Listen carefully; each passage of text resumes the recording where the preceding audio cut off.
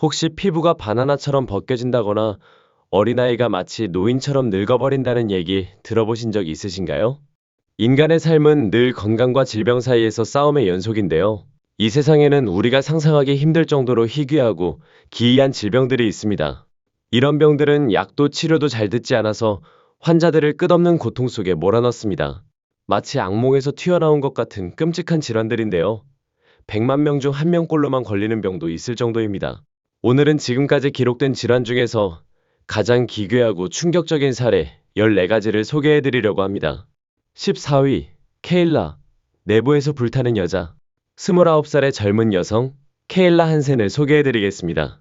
미국 애리조나 출신인 그녀는 지금 복합부위 통증 증후군이라는 무시무시한 병과 싸우고 있는데요. 이 병은 너무나 고통스러워서 자살의 병이라는 별명까지 붙어 있습니다.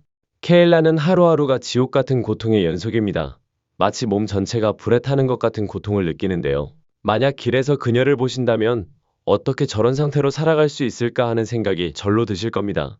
그렇다면 이 고통은 어디서부터 시작됐을까요? 2015년 직장에서 사고를 당하면서였습니다. 두 문 사이를 지나가다 손이 끼이는 사고였죠. 처음에는 단순한 부상으로 여겼지만 1년쯤 뒤부터 손에 불에 타는 듯한 감각이 나타나기 시작했고 결국 복합부위 통증 증후군이라는 진단을 받게 되었습니다. 의사들은 케일라의 상태를 두고 지금까지 본 것 중 최악의 사례라고 할 정도였습니다. 처음에는 팔과 오른손에서 시작했지만 곧 전신으로 퍼져나갔습니다. 이 병은 말 그대로 신경계가 자기 몸을 공격하는 질환입니다. 세상에서 가장 고통스러운 병으로 꼽히는데요. 그 고통이 절단수술, 자연분만, 큰 뼈 골절, 심지어 암까지도 뛰어넘는다고 합니다. 한때 활발하고 독립적이던 케일라는 이제 침대에 누워 며칠씩 꼼짝 못하고 지내야 합니다. 가장 간단한 일도 스스로 하기 어려운 상황이죠. 게다가 스트레스나 물, 열에 노출되면 곧바로 발작이 일어나 피부가 화상 입은 것처럼 물집이 생기고 타는 듯한 고통에 시달리게 됩니다. 그녀의 고통 수치는 늘 10점 만점에 10점이라고 할 정도입니다. 신경 차단술, 케타민 주사 등 다양한 치료를 시도했지만 안타깝게도 효과를 본 적은 거의 없었습니다. 지금 케일라는 이 불치병과 함께 살아가야 하는 현실을 받아들이고 있습니다. 예전처럼 자유롭게 살 수 없다는 사실이 가장 슬프다고 털어놓는데요. 그럼에도 불구하고 언젠가 치료제가 개발되기를 간절히 바라며 희망의 끈을 놓지 않고 있습니다. 13위, 아달리아, 허치슨, 길포드 조로증. 이번에 소개해드릴 인물은 안타깝게도 단 15년의 짧은 생을 살다 떠난 소녀, 아달리아입니다. 그녀는 태어날 때부터 허치슨 길포드 조로증이라는 매우 희귀한 유전 질환을 가지고 있었는데요. 이 병은 아이들이 정상보다 훨씬 빠르게 늙어버리게 만드는 병입니다. 발병 확률은 약 400만 명 중 1명꼴로 알려져 있습니다. 아달리아가 아기였을 때부터 부모님은 뭔가 이상하다고 느꼈습니다. 또래 아이들처럼 성장하지 않았고 피부가 점점 딱딱해지기 시작했기 때문이죠. 결국 의사들에게서 충격적인 소식을 들었습니다. 아이가 조로증을 가지고 있다는 것이었습니다. 아달리아는 작고 왜소한 체구, 듬성듬성 난 머리카락, 그리고 나이에 비해 지나치게 깊은 눈빛을 가지고 있었지만 늘 명랑하고 밝은 성격을 유지했습니다. 특히 그녀는 유튜브에서 많은 사람들에게 사랑받는 소녀였는데요. 웃음소리가 주변을 늘 환하게 만들었습니다. 하지만 그 웃음 뒤에는 태어날 때부터 이어진 힘겨운 싸움이 있었습니다. 아달리아의 가장 친한 친구 루시를 비롯한 주변 사람들은 그녀에게 큰 힘이 되어 주었습니다. 함께 파자마 파티를 열고 즐겁게 웃으며 시간을 보냈지만 때로는 인생이 주는 불공평함 앞에서 눈물을 흘리기도 했습니다. 놀라운 점은 그렇게 힘든 상황 속에서도 오히려 아달리아가 주변 사람들의 마음을 위로해 주었다는 사실입니다. 조로증에는 아직까지 뚜렷한 치료법이 없습니다. 의사들이 할 수 있는 건 증상을 관리해 주는 것뿐이었죠. 아달리아는 심장검진을 정기적으로 받아야 했고 움직임을 유지하기 위해 물리치료도 꾸준히 해야 했습니다. 어린 나이에 감당하기엔 너무나 벅찼을 겁니다. 그럼에도 불구하고 아달리아는 늘 삶을 긍정적으로 바라봤습니다. 그녀는 이렇게 말했습니다. 나는 특별한 방식으로 살아갈 기회를 얻었다고 생각해요. 짧지만 굉장히 감동적인 말이었습니다. 하지만 안타깝게도 2022년 1월 12일, 불과 15살의 나이에 아달리아는 세상을 떠났습니다. 그녀의 가족은 인스타그램과 페이스북을 통해 소식을 전했는데요. 이렇게 적혀 있었습니다. 그녀는 조용히 세상에 왔고 조용히 세상을 떠났습니다. 하지만 그녀의 삶은 결코 조용하지 않았습니다. 아달리아는 전 세계 수백만 명의 마음에 깊은 흔적을 남겼습니다. 그녀의 이야기는 우리에게 한 가지 중요한 교훈을 줍니다. 아무리 냉혹하고 가혹한 현실 앞에서도 우리는 여전히 기쁨을 찾을 수 있고 매 순간을 끌어안으며 살아갈 수 있다는 것입니다. 12위. 소피아. 부종성 첨포창. 예전에 소피아는 누구보다 활기차고 에너지가 넘치는 젊은 여성이었습니다. 그런데 지금 그녀는 상상하기 힘든 고통 속에 갇혀 살아가고 있습니다. 처음에는 단순한 목의 통증과 별것 아닌 것처럼 보이는 작은 구내염에서 시작됐습니다. 누구도 앞으로 다가올 일을 예상할 수 없었죠. 몇 주가 지나면서 그녀의 피부는 점점 변하기 시작했습니다. 마치 감자 껍질이 벗겨지듯 피부가 떨어져 나가고 온몸에 물집과 상처가 생기면서 작은 움직임조차 고통으로 변했습니다. 심지어 먹는 것조차 고통이 되었습니다. 목과 입안에 생긴 상처 때문에 한 입을 삼키는 것조차 참을 수 없을 만큼 아팠습니다. 마침내 진단이 내려졌습니다. 소피아는 부종성 첨포창이라는 희귀하고 파괴적인 자가면역 질환을 앓고 있었던 겁니다. 이 병은 종종 암과 연관되어 나타나는데 소식은 그야말로 청천벽력이었습니다. 이제 소피아는 암과 싸워야 하고 동시에 피부를 무너뜨리는 이 질환과도 싸워야 하는 상황에 놓였습니다. 끊임없는 약물 치료와 항암 치료, 수많은 부작용들. 그 모든 건 한 사람에게는 너무나 가혹한 짐이었습니다. 하지만 소피아는 그런 현실 속에서도 작은 위안을 찾았습니다. 그녀는 책을 읽으며 고통이 없는 세계로 잠시 도망쳤고 또 가장 힘든 순간에도 자신의 이야기를 기록하며 같은 병을 가진 사람들에게 손을 내밀었습니다. 그녀가 운영한 블로그는 곧 희귀질환 환자들에게 희망의 등불이 되었습니다. 하지만 그 대가로 그녀가 감내해야 한 고통은 상상을 초월합니다. 소피아의 이야기를 듣다 보면 누구라도 깊은 연민과 슬픔을 느끼게 됩니다. 누구도 이렇게 끝없는 싸움을 홀로 감당해서는 안 될 테니까요. 그럼에도 불구하고 소피아의 눈빛에는 꺼지지 않는 불빛이 있습니다. 어둠에 굴복하지 않겠다는 의지 말입니다. 소피아의 여정은 우리에게 이렇게 말해줍니다. 지금 이 순간의 건강과 행복을 절대 당연하게 여기지 말라. 언제 어떤 불행이 닥칠지 아무도 알 수 없기 때문입니다. 우리는 소피아가 앞으로도 이 무자비한 병과 싸우며 계속 살아갈 힘을 찾을 수 있기를 간절히 바랍니다. 11위. 제임스. 고IgM 증후군. 어릴 적부터 제임스는 다른 아이들과는 다른 싸움을 해야 했습니다. 겉으로 보기엔 언제나 밝고 웃음 많은 아이였지만 사실 그의 몸속에서는 고IgM 증후군이라는 희귀한 유전 질환이 숨어 있었습니다. 이 병은 면역 체계가 제대로 작동하지 않게 만들어서 제임스의 몸은 감염을 막아줄 중요한 항체를 충분히 만들지 못했습니다. 그래서 제임스는 늘 아팠습니다. 평범한 감기도 몇 주씩 이어졌고 작은 상처조차 아물지 않고 오래 고생해야 했습니다. 또래 아이들이 숙제를 걱정하거나 운동장에서 뛰어놀 때 제임스는 병원에서 시간을 보내야 했습니다. 그 차가운 병실은 제임스에게 너무도 낯익은 공간이었죠. 어린 나이에 늘 주사를 맞고 각종 예방치료를 받는 건 분명 두렵고 외로운 일이었을 겁니다. 그럼에도 제임스는 특유의 밝음을 잃지 않았습니다. 의료진을 웃게 만드는 장난을 치기도 했고 병원에 있는 다른 아픈 아이들을 위해 작은 공연을 준비하기도 했습니다. 항상 주위 사람들에게 기쁨을 주려는 마음을 잃지 않았던 겁니다. 가족 역시 제임스에게 가장 큰 힘이 되어 주었습니다. 사랑하는 부모님과 여동생은 늘 곁에서 그가 평범한 아이처럼 느낄 수 있도록 최선을 다했습니다. 의사들은 정기적으로 제임스에게 그가 스스로 만들 수 없는 항체를 정맥주사로 공급하며 면역 체계를 지탱해 주려 했습니다. 제임스는 자라면서 자신의 이야기를 다른 사람들에게 알리기로 결심했습니다. 같은 질환으로 고통받는 가족들에게 당신들은 혼자가 아니다라는 메시지를 전하고 싶었던 겁니다. 비록 그의 삶은 끊임없는 의학적 싸움으로 가득했지만 동시에 사랑, 지지, 그리고 끝없는 희망으로도 가득했습니다. 고IgM 증후군은 그의 삶에 분명한 흔적을 남겼지만 그것이 제임스의 전부를 정의하지는 못했습니다.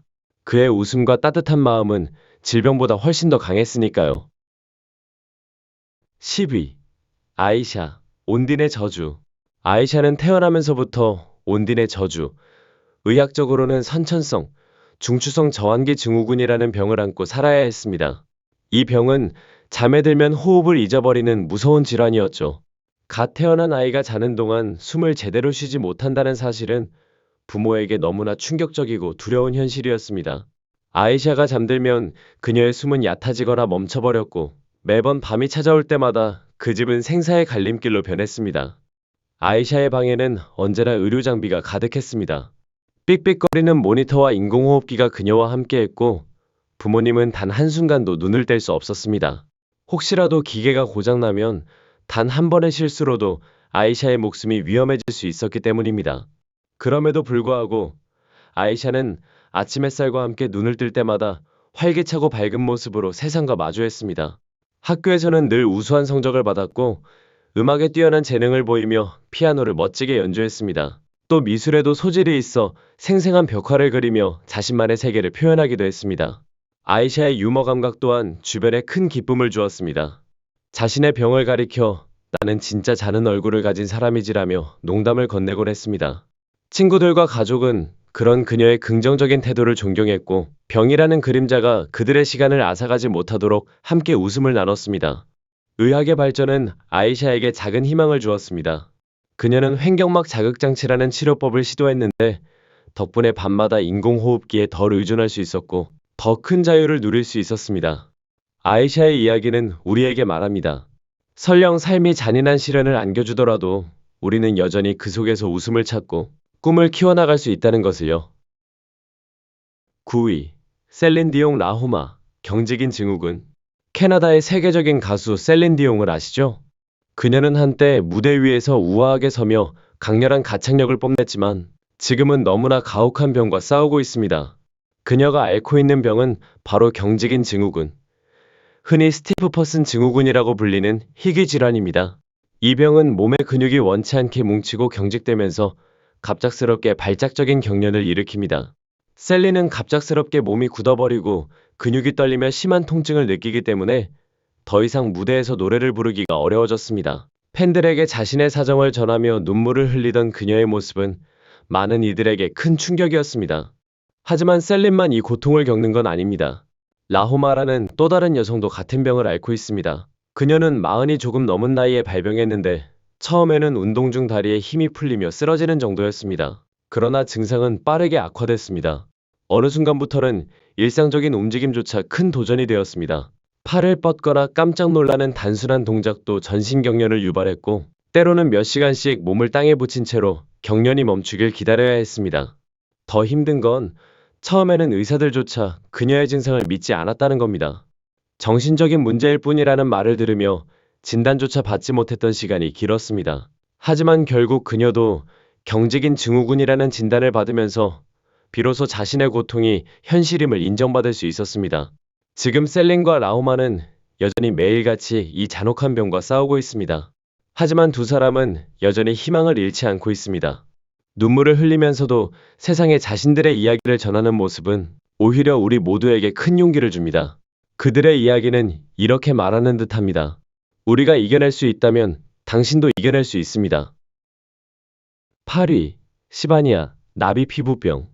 남아프리카 공화국에서 태어난 시바니아는 태어나면서부터 이불성 수포성 표피박리증, 흔히 나비 피부병이라고 불리는 희귀 질환을 안고 살아야 했습니다. 이 병은 피부가 너무나 약해서 작은 마찰에도 벗겨지고 큰 수포와 상처가 생기는 무서운 질환입니다. 그래서 그녀의 어린 시절은 늘 고통으로 가득 차 있었습니다.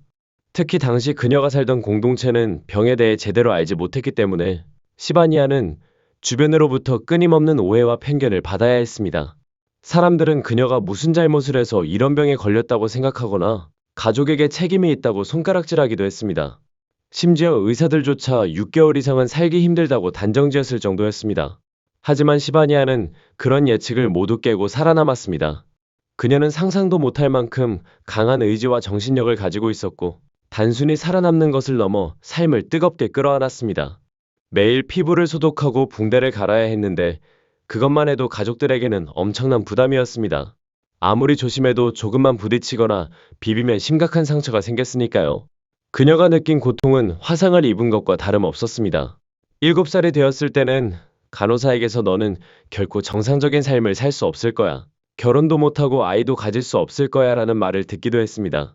하지만 시바니아는 그 말을 정면으로 부정하듯 자신의 삶을 멋지게 살아냈습니다. 그녀는 결국 사랑하는 사람을 만나 결혼했고 아이까지 낳았습니다.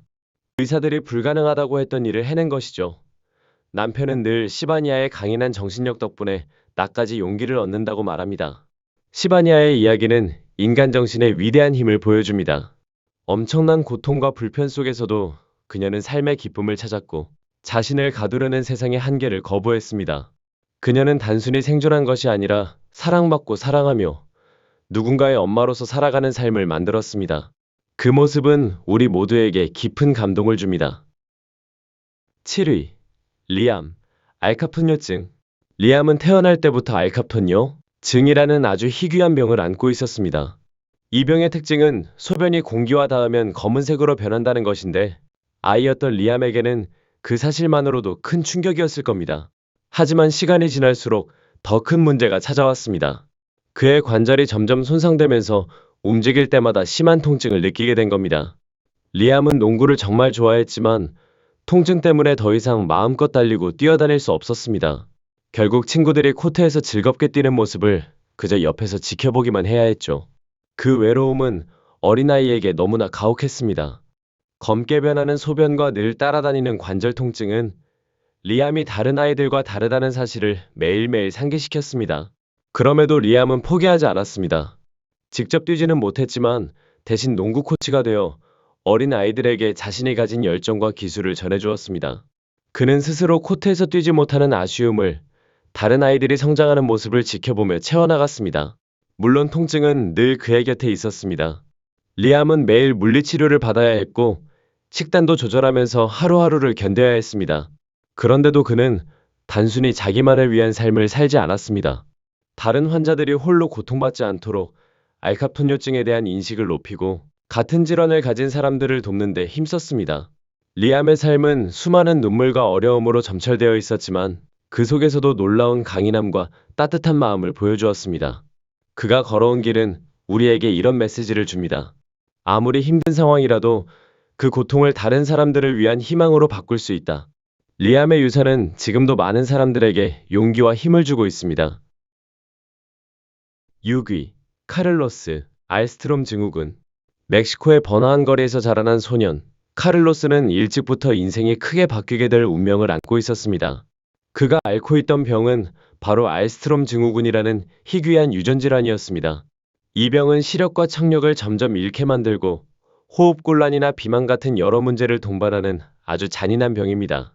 어린 시절 카를로스는 점점 시야가 좁아지고 사물이 흐려지면서 세상이 조금씩 멀어져 가는 걸 느꼈습니다. 사춘기에 접어들면서는 청력까지 약해져 보청기에 의존해야 했습니다. 게다가 숨이 차고 체중 문제까지 겹치면서 그의 삶은 매 순간 힘겨운 도전이 되었습니다. 하지만 카를로스의 정신은 꺾이지 않았습니다. 그에게는 언제나 음악이 있었기 때문입니다. 비록 예전처럼 선명하게 소리를 들을 수는 없었지만 그는 리듬을 느끼는 법을 배웠습니다. 손가락으로 드럼을 두드리며 온몸으로 진동을 받아들이는 그 모습은 정말 놀라웠습니다. 곧 그는 뛰어난 타악 연주자가 되었고 점점 더 많은 무대에서 사람들의 환호를 받게 되었습니다. 자신의 상실을 오히려 강점으로 바꾸어낸 것이죠. 물론 일상은 여전히 쉽지 않았습니다. 카를로스는 다양한 보조기기를 사용해 매일의 생활을 버텼습니다. 그러나 무엇보다 그를 지탱해준 건 바로 공동체였습니다. 그는 같은 병을 겪는 환자들과 가족들을 위해 목소리를 높였고 알스트롬 증후군에 대한 조기 진단의 중요성을 알리는 데 힘썼습니다. 또 비슷한 상황에 놓인 사람들에게 희망과 지지를 전해주며 모두가 함께 살아갈 수 있도록 노력했습니다. 카를로스의 이야기는 인간 정신의 무한한 가능성을 보여줍니다. 가장 큰 시련 속에서도 그는 창의성과 열정을 발견했고 그것을 다른 이들에게 나누었습니다. 그의 삶은 이렇게 증명합니다. 병이 나를 정의할 수는 없다. 내가 어떻게 살아가느냐가 나를 정의한다. 5위. 엘레나, 하선 창란 증후군. 스페인 바르셀로나에 사는 엘레나는 한때 지중해의 잔잔한 파도 위에서 행복한 휴가를 보내고 있었습니다. 하지만 그 즐거웠던 여행이 끝난 뒤 그녀의 삶은 완전히 달라지고 말았습니다. 엘레나는 배에서 내린 후에도 계속 세상이 흔들리는 것 같은 이상한 증상을 겪게 되었습니다. 땅 위에 서 있어도 마치 배가 여전히 흔들리고 있는 것처럼 늘 몸이 기우뚱거리고 세상이 출렁이는 느낌이 사라지지 않았던 겁니다. 이 질환은 바로 하선 창란 증후군, 프랑스어로는 말 드디바르크망 증후군이라고 불립니다. 희귀한 신경학적 질환으로 환자는 마치 계속 바다 위에 있는 듯한 착각을 겪으며 균형과 평형 감각에 큰 문제를 일으킵니다. 처음에 의사들은 그녀의 말을 믿지 않았습니다. 그냥 심리적인 문제일 거다라며 무시하기도 했습니다. 하지만 엘레나는 확실히 알았습니다. 이건 단순히 마음의 문제가 아니라 실제로 몸이 겪는 고통이라는 걸요. 결국 의사들에게서 정식 진단을 받기는 했지만 안타깝게도 이 병의 치료법은 아직 확립되지 않았습니다. 몇 가지 실험적인 치료법들이 시도되고 있지만 확실한 효과는 없었습니다. 그럼에도 엘레나는 포기하지 않았습니다. 그녀는 요가와 명상을 통해 흔들리는 몸과 마음을 다스리려 했습니다. 또 자신과 같은 병을 가진 사람들을 찾아내 서포트 그룹을 만들고 서로의 이야기를 나누며 버틸 힘을 키워갔습니다. 지금도 엘레나는 늘 출렁거리는 세상 속에 살고 있습니다. 하지만 그녀는 흔들리는 몸속에서 오히려 정신적인 안정과 평화를 찾으려 애쓰고 있습니다. 엘레나의 이야기는 우리에게 이런 교훈을 줍니다. 삶이 끊임없이 흔들려도 마음속에 단단한 닻을 내릴 수 있다면 우리는 버틸 수 있다. 4위. 엘리. 믿을 수 없는 병. 3살 무렵 활발하고 에너지 넘치던 아이 엘리에게서 이상한 증상이 나타나기 시작했습니다. 걷다가 자꾸 넘어지고 균형을 잡지 못했던 겁니다. 처음엔 단순히 발달이 늦은 걸까 싶었지만 수많은 검사 끝에 가족은 충격적인 소식을 들어야 했습니다. 엘리는 전 세계에 100명도 채 안 되는 사람들만이 앓고 있는 희귀한 뇌질환을 가지고 있었습니다. 이 병은 아이가 자라면서 점점 신체 기능을 빼앗아가 결국 10대 무렵이면 대부분 휠체어 신세를 지게 만듭니다. 부모님의 마음은 무너져 내렸습니다. 그러나 그들은 절대 희망을 놓지 않았습니다. 세계를 돌아다니며 혹시나 있을지도 모를 치료법을 찾아다녔습니다. 현재까지 엘리의 가족이 찾은 건 일시적으로 체력을 조금 올려주는 비타민 요법뿐입니다. 하지만 그건 어디까지나 임시방편일 뿐 병의 진행을 막을 수는 없습니다.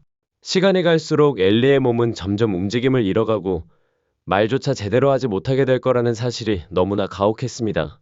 그럼에도 엘리와 가족은 포기하지 않았습니다. 그들은 병의 존재를 세상에 알리기 위해 온라인 캠페인을 시작했고 아이 스스로도 병을 단순히 저주로 여기지 않고 믿을 수 없는 병이라고 부르며 용기 있게 맞섰습니다. 그렇게 이름 붙인 이유는 단순합니다. 자신처럼 같은 병을 가진 아이들에게 우리는 무력한 존재가 아니라 놀라운 존재다라는 메시지를 전하고 싶었기 때문입니다. 단지 8살에 불과했지만 엘리는 자신만의 방식으로 세상에 영감을 주고 있었습니다. 가족은 그녀를 보며 자랑스러워했고 친구와 이웃들은 그녀를 진정한 작은 전사로 존경했습니다. 엘리의 이야기는 우리에게 깊은 울림을 줍니다. 삶이 아무리 잔혹한 시험을 내리더라도 우리는 여전히 용기를 선택할 수 있다. 3위. 잭슨. 스터지 웨버 증후군. 미국 애틀랜타 교회에서 자란 소년 잭슨은 태어날 때부터 얼굴에 포도주색 모반이라 불리는 붉은 반점을 가지고 있었습니다. 하지만 그의 진짜 싸움은 그 반점이 아니라 바로 스터지 웨버 증후군이었습니다. 이 병은 선천적인 신경계 질환으로 잭슨은 어린 시절부터 끊임없는 간질 발작에 시달려야 했습니다. 언제 어디서 얼마나 심하게 발작이 올지 알 수 없었기 때문에 그의 일상은 항상 긴장 상태였습니다. 학교 생활은 특히 힘들었습니다. 수업 도중에도 발작이 갑자기 찾아오곤 했고 급히 응급조치를 받는 일이 반복되자 친구들의 걱정 어린 시선과 수군거림은 잭슨의 마음을 더 힘들게 만들었습니다. 또래와 다르다는 사실이 그를 점점 더 외롭게 만들었죠.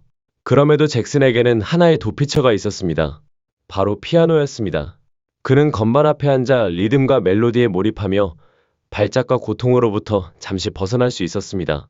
점점 그의 실력은 놀라울 정도로 성장했고 음악은 단순한 취미를 넘어 그의 또 다른 언어가 되었습니다. 시간이 지나면서 의학적인 치료가 조금씩 발전했고 발작의 빈도와 강도는 줄어들었습니다. 하지만 병이 남긴 흔적은 여전히 그의 삶을 따라다녔습니다. 몸과 마음은 늘 시험대에 올려졌고 그가 맞서야 할 고통은 결코 작지 않았습니다. 그럼에도 잭슨은 절대 무너지지 않았습니다. 그의 삶은 힘겨움과 동시에 놀라운 강인함의 기록이었고 무엇보다 병이 나를 정의하지 못한다는 사실을 보여주는 증거였습니다.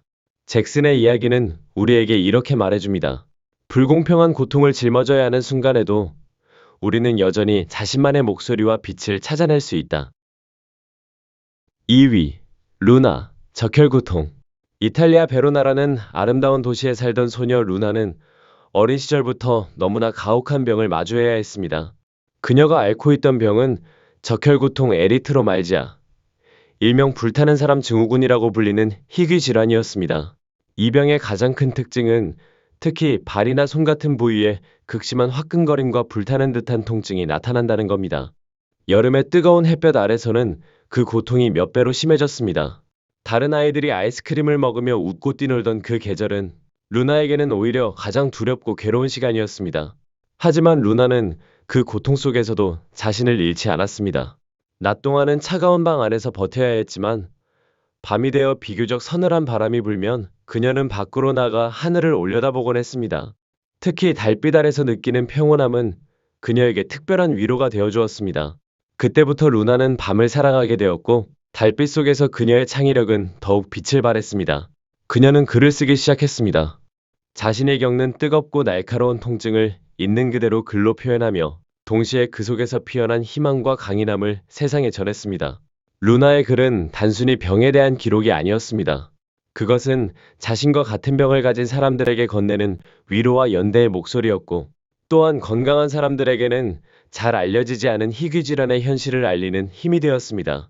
물론 매 순간 발바닥이 불에 타는 듯한 고통은 그녀를 위협했습니다. 하지만 그녀는 그 고통을 삶의 전부로 두지 않았습니다.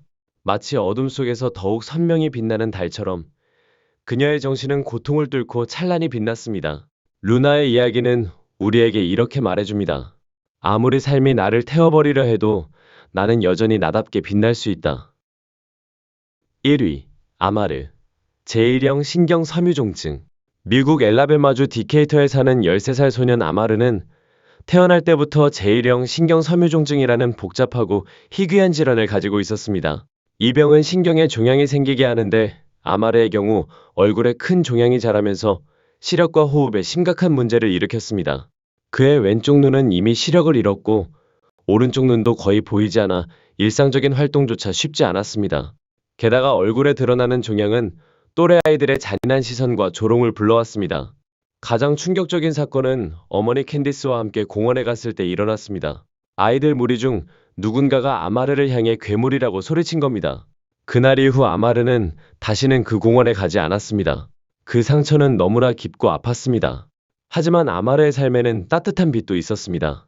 그는 사촌들과 매우 친밀했고 함께 뛰어놀며 잠시나마 고통을 잊을 수 있었습니다. 서로 공을 던지고 농구를 하고 그냥 함께 웃으며 시간을 보내는 그 순간들만큼은 병도 차가운 세상의 시선도 닿을 수 없었습니다.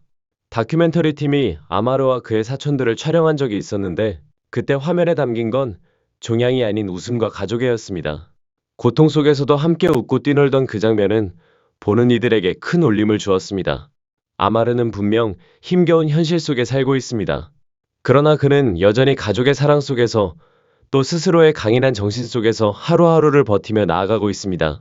그의 이야기는 이렇게 말합니다.